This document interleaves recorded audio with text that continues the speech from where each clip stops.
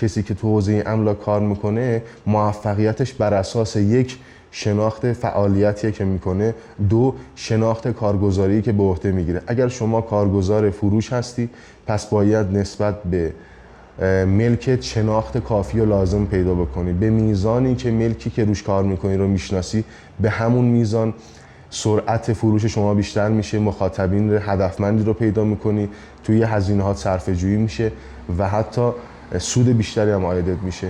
اگر کارگزار خرید شدی باید شنونده خوبی باشی، کاملا توی چند جلسه، یک جلسه یا چند جلسه فقط بشینی به صحبت‌های خریدارت گوش کنی و خیلی کامل بفهمی که خریدار تو دنبال چی میگرده، چی میخواد و شناخت کافی نسبت به خریدی که خریدارت میخواد انجام بده پیدا بکنی. قطعاً هدفمندانه با هزینه کمتر با سرعت بالا اون ملکی که مد نظرشه رو پیدا میکنی و براش خرید رو انجام میدی.